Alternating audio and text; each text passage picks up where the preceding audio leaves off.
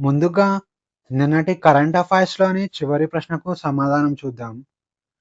ఇటీవల south western air కమాండర్‌గా ఎవరు నియమితులయ్యారు? ఆన్సర్ వచ్చేసి తేజిందర్ సింగ్. ప్రవాస్ భారతీయ దివాస్ 2026 ప్రవాస్ భారతీయ దివాస్‌ను ప్రతి సంవత్సరం జనవరి 9న జరుపుకుంటారు.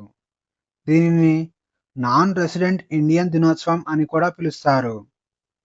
ఇక సౌత్ ఆఫ్రికా నుంచి గాంధీజీ 1915వ సంవత్సరం జనవరి 9న ఇండియాకు తిరిగి వచ్చిన సందర్భంగా ప్రవాస్ భారతీయ దివాస్‌ను జరుపుకుంటారు.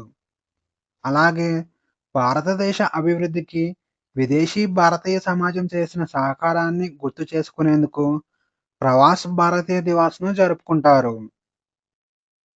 ఇక ఎల్ఎం సింఘ్వి కమిటీ సిఫార్సుల ఆధారంగా అప్పటి ప్రధానమంత్రి అటల్ బిహారీ వాజ్పేయి నాయకత్వంలో ప్రవాస్ భారతీయ దివాస్‌ను 2003 సంవత్సరంలో ప్రారంభించారు. ఇక ప్రవాస భారతీయులు భారతీయ సంస్కృతి, సాంప్రదాయాలు మరియు విలువలను ప్రపంచవ్యాప్తంగా ప్రచారం చేస్తున్నారు. ఇక ప్రవాస భారతీయులు ప్రతి సంవత్సరం $100 బిలియన్ పైగా డబ్బును ఇండియాలోని తమ కుటుంబాలకు అందిస్తున్నారు. ఇక 2015 సంవత్సరం నుంచి ప్రవాస భారతీయుల సమావేశాన్ని ప్రతి 2 సంవత్సరాలకి ఒకసారి నిర్వహిస్తున్నారు. అలాగే ప్రవాస భారతీయులు భారతదేశానికి చేసిన కృషికి ప్రవాస భారతీయ సమ్మాన్ అవార్డులను రాష్ట్రపతి అందజేస్తారు. ఇక 2026 సంవత్సరం నాటికి 3.2 కోట్ల మంది భారతీయులు విదేశాలలో నివసిస్తున్నారు.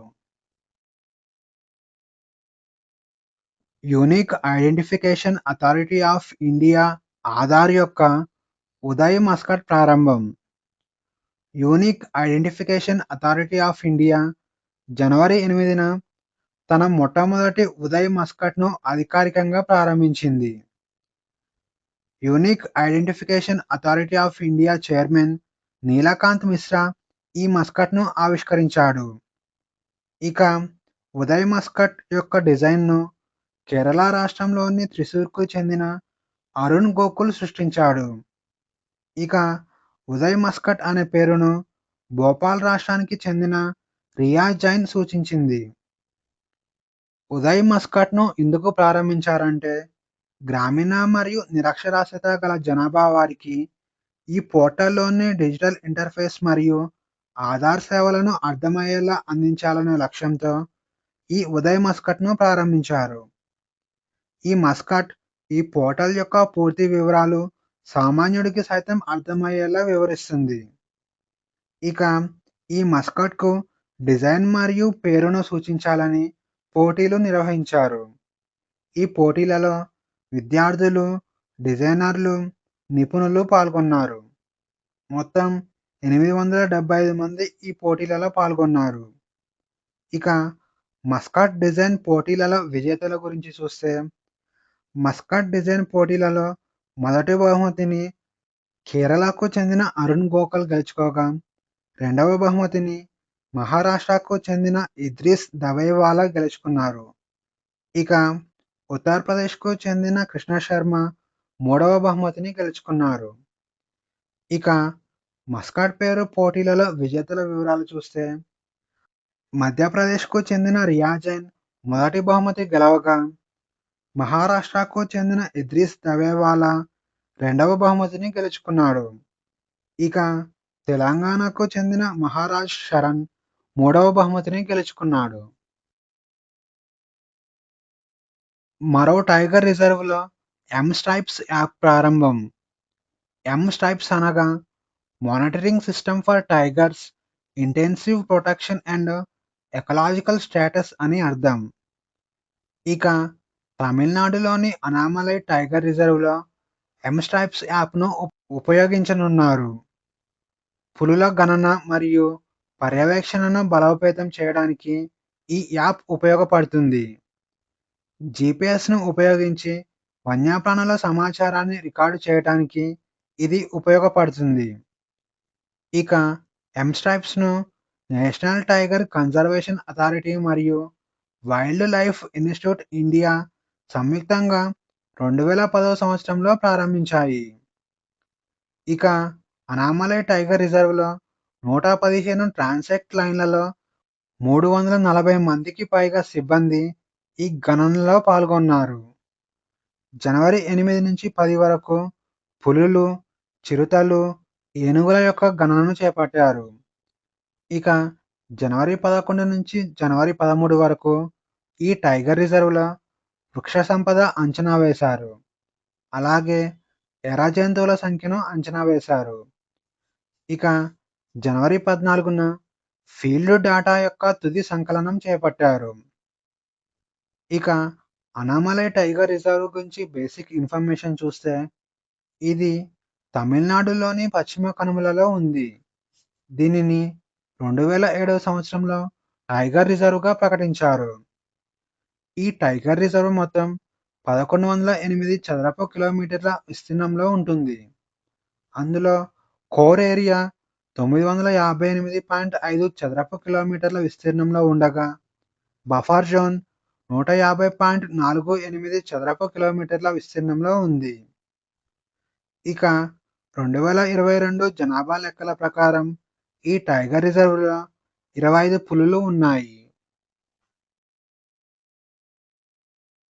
కేరళ రాష్ట్రంలో మొట్టమొదటి సీతాకోకచిలుకల అభయారణ్యం ఏర్పాటు. ఆరాలం వన్యప్రాణుల అభయారణ్యం అధికారికంగా కేరళ రాష్ట్రంలోని మొట్టమొదటి సీతాకోకచిలుక అభయారణ్యంగా ప్రకటించబడింది. దీంతో ఆరాలం వన్యప్రాణుల అభయారణ్యం పేరును ఆరాలం సీతాకోకచిలుకల అభయారణ్యంగా మార్చారు.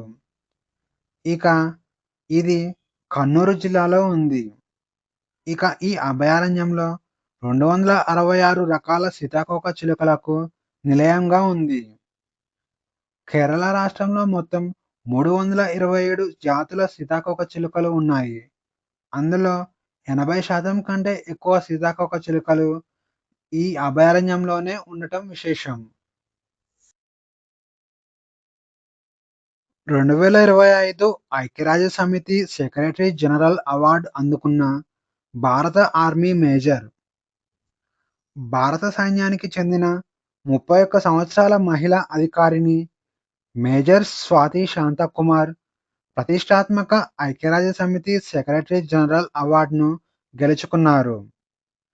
జెండర్ కేటగిరీలో ఆమె ఈ అవార్డును గెలుచుకున్నారు. ఇక ఐక్యరాజ్యసమితి సెక్రటరీ జనరల్ ఆంటోనియో గుటెరస్ ఈ అవార్డును ప్రకటించాడు. స్వాతి శాంతకుమార్ ప్రస్తుతం సౌత్ సుడాన్లోని ఐక్యరాజ్యసమితి మిషన్లో భాగంగా బాధ్యతలు నిర్వహిస్తున్నారు. ఈ మిషన్లో భాగంగా సౌత్ సుడాన్లో స్వాతి శాంతకుమార్ చేసిన సేవలకు గాను 2025 సంవత్సరం ఐక్యరాజ్యసమితి సెక్రటరీ జనరల్ అవార్డు లభించింది. ఇక ఈ మిషన్ పేరొచ్చేసి ఈక్వల్ పార్ట్నర్స్ లాస్టింగ్ పీస్. దీనిని తెలుగులో సమాన భాగస్వాములు శాశ్వత శాంతి అని అంటారు. ఇక ఈ ప్రాజెక్టులో భాగంగా స్వాతి శాంతకుమార్ 5,000 మందికి సాధికారత కల్పించారు. బ్రిక్స్ కొత్త లోగో మరియు వెబ్సైట్ ప్రారంభించిన ఇండియా. 2026 సంవత్సరంలో బ్రిక్స్ కూటమికి ఇండియా అధ్యక్షత వహించనుంది. దీనికి సంబంధించిన కొత్త లోగో, థీమ్, వెబ్సైట్‌ను జనవరి 13న విదేశాంగ మంత్రి ఎస్. జయశంకర్ అధికారికంగా ప్రారంభించారు. ఇక కమలం ఆకారం గల లోగోను ఆవిష్కరించారు. ఇది స్వచ్ఛత, స్థితిస్థాపకత మరియు పురోగతిని సూచిస్తుంది.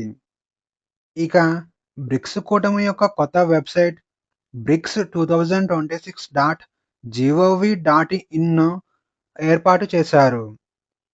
ఇక బ్రిక్స్ 2026 యొక్క థీమ్ వచ్చేసి building for resilience, innovation, cooperation and sustainability.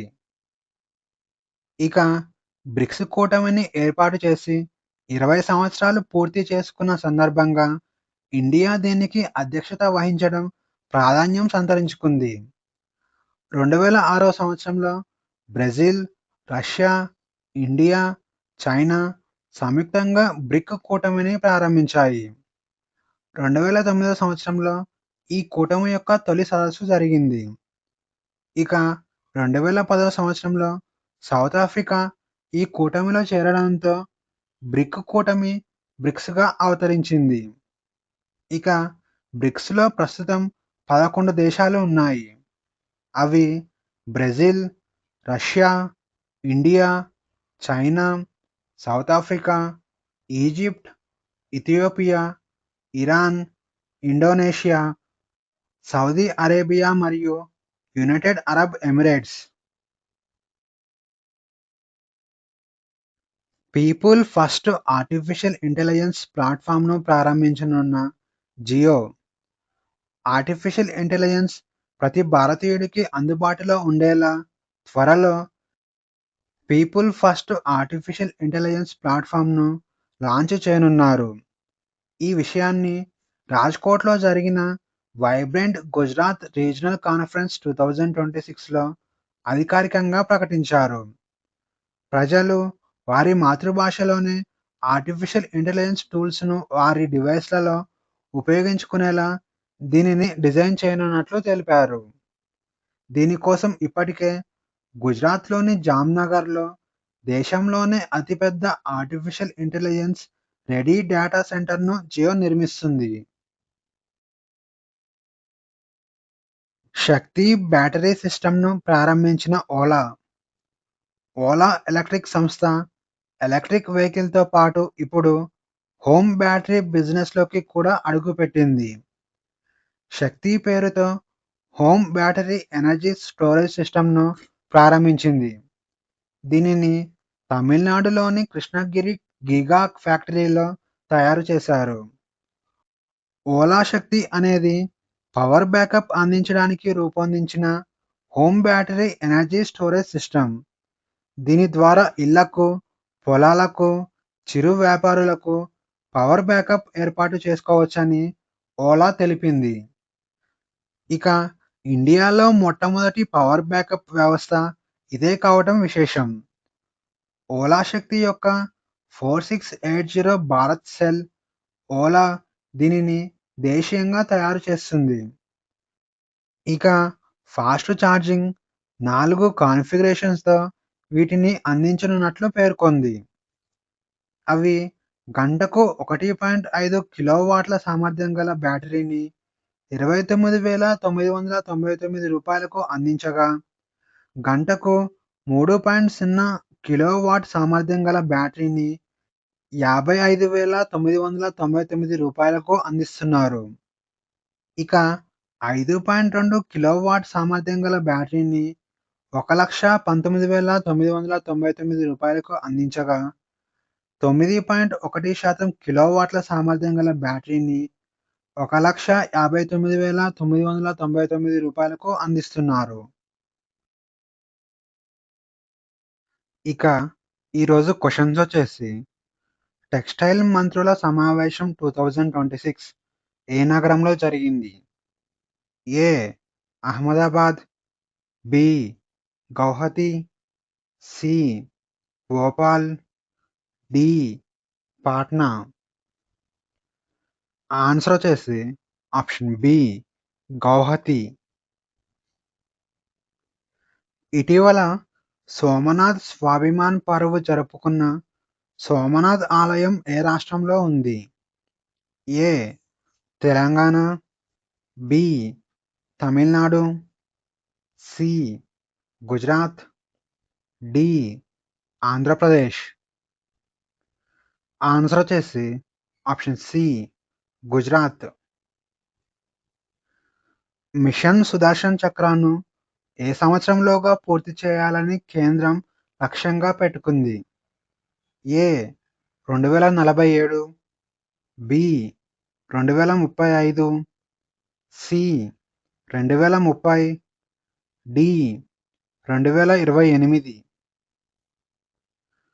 Answer వచ్చేసి ఆప్షన్ బి 2035. చెన్నైకి చెందిన అవతార్ గ్రూప్ రూపొందించిన నివేదిక ప్రకారం ఇండియాలో మహిళలకు ఉత్తమ నగరంగా నిలిచింది ఏది? A. Hyderabad, B. Bengaluru, C. Chennai, D. Delhi. Answer వచ్చేసి ఆప్షన్ బి. బెంగుళూరు. ఇండియాలో మొదటి బయోహ్యాపీ జిల్లా ఏ రాష్ట్రంలో ఉంది? A. Assam, B. Bihar, C. Arunachal Pradesh, D. West Bengal. Answer వచ్చేసి ఆప్షన్ సి. అరుణాచల్ ప్రదేశ్. వర్ధమాన మహావీరుడు ఏ నది ఒడ్డున కైవల్యాన్ని పొందాడు? A. Yamuna, B. Ganga, C. Niranjana, D. Rijupalika. Answer వచ్చేసి ఆప్షన్ డి. రిజుపాలిక. జైన గ్రంథాల ప్రకారం వర్ధమాన మహావీరుడు క్రీస్తుపూర్వం 599 సంవత్సరంలో సాల్ చెట్టు కింద కైవల్యాన్ని పొందాడు. ఈ చెట్టు మగధ సామ్రాజ్యంలోని రిజుపాలిక నది ఒడ్డున ఉంది. తపస్సు, ధ్యానం ద్వారా వర్ధమాన మహావీరుడు జ్ఞానోదయం పొందిన ప్రదేశంగా జైనులకు ప్రత్యేక స్థానాన్ని కలిగి ఉంది. మొదటి తమిళ సంఘం ఎక్కడ జరిగింది? A. Madurai, B. Kaveripattinam, C. Kurat, D. Kapatapuram. Answer వచ్చేసి ఆప్షన్ ఏ. మదురై. మొదటి తమిళ సంఘంను మదురైలో నిర్వహించారు. పాండ్యరాజు మకీర్తి ఆధ్వర్యంలో ఇది జరిగింది. ఇక అగస్త్యుడు మొదటి తమిళ సంఘానికి అధ్యక్షుడిగా ఉన్నాడు. ఇక రెండవ తమిళ సంఘం పాండ్యుల రెండవ రాజధాని కపత్పురంలో జరిగింది. ఇక మూడవ తమిళ సంఘం మదురైలో జరిగింది. దీనికి అధ్యక్షుడిగా తమిళ కవి నక్కిరార్ ఉన్నారు. కింది వారిలో ఎవరి జీవితం గురించి భగవతీ సూత్రం విలువైన సమాచారాన్ని అందిస్తుంది? ఏ. బుద్ధుడు, బి. అజాతశత్రువు, సి. వర్ధమాన మహావీరుడు, డి. అశోకుడు. ఆన్సర్ చేసి ఆప్షన్ సి. వర్ధమాన మహావీరుడు. భగవతీ సూత్రం 12 జైన ఆగమాలలో 5వది. దీనిని వర్ధమాన మహావీరుడు ప్రకటించాడని నమ్ముతారు. ఇక భగవతీ సూత్రాన్ని సుదర్శన స్వామి జైన మతంలోకి శ్వేతాంబర పాఠశాల ద్వారా రచించాడు అని జైనులు నమ్ముతారు. ఢిల్లీలోని ఇనుప స్తంభాన్ని ఏ రాజవంశ కాలంలో నిర్మించారు? ఏ. సముద్రగుప్తుడు, బి. రెండవ చంద్రగుప్తుడు, సి. ఒకటవ చంద్రగుప్తుడు, డి. స్కందగుప్తుడు. ఆన్సర్ వచ్చేసి ఆప్షన్ బి. రెండవ చంద్రగుప్తుడు. విశాఖదత్తుడు రాసిన నాట్యదర్పణ ప్రకారం రెండవ చంద్రగుప్తుడు వాహిలకలను ఓడించి విజయానికి గుర్తుగా ఇనుప స్తంభాన్ని స్వయంగా ప్రతిష్ఠించాడు. ఈ స్తంభం 98% ఇనుముతో తయారు చేశారు. ఇక ఏర్పాటు చేసి 1600 సంవత్సరాలు అయినా ఇప్పటికీ ఈ స్తంభం తుప్పు పట్టలేదు. ఇక ఈ స్తంభం 23.8 అడుగుల ఎత్తులో ఉంటుంది. అలాగే 16 అంగుళాల వ్యాసంలో ఉంటుంది. ఇక ఈ స్తంభం 3000 కేజీల బరువు ఉంటుంది. ఇక ఈ స్తంభాన్ని విష్ణువుకి అంకితం ఇచ్చారు. వసుచరితను ఎవరు రచించారు? ఏ. రామరాజభూషణుడు, B. Sri Krishnadevaraya, C. Kalidasu, D. సోమనాథుడు. ఆన్సర్ వచ్చేసి ఆప్షన్ ఏ రామరాజ భూషణుడు. రామరాజ భూషణుడు తెలుగు కవి మరియు సంగీత విద్వాంసుడు. ఇతను విజయనగర సామ్రాజ్యంలోని అష్టదిగ్గజాలలో ఒకరు. ఇక రామరాజ భూషణుడి గురించి చూస్తే ఇతను వసుచరిత్ర, హరిశ్చంద్ర నలోపాఖ్యానం, కావ్యాలంకార సంగ్రహం, నరసభూపాలయం వంటి రచనలు చేశారు. క్వశ్చన్ ఆఫ్ ది డే: 2026వ సంవత్సరంను భారత సైన్యం ఏ సంవత్సరంగా ప్రకటించింది? ఈ ప్రశ్నకు సమాధానం తెలిస్తే కామెంట్లో తెలియజేయండి. ఈ వీడియోలోని కంటెంట్ మీకు నచ్చినట్లయితే లైక్ చేయండి, షేర్ చేయండి, అలాగే సబ్స్క్రైబ్ చేసుకోవడం మర్చిపోకండి.